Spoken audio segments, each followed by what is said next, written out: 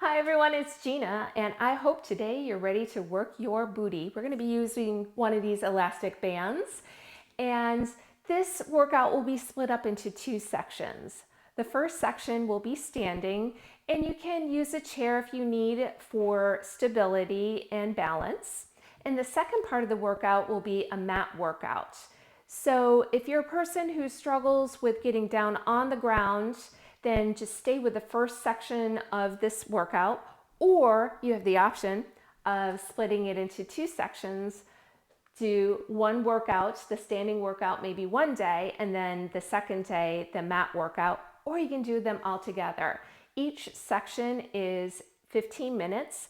So we'll focus on strengthening the supporting muscles, the gluteus maximus, medius, the hip, and our core with resistance training.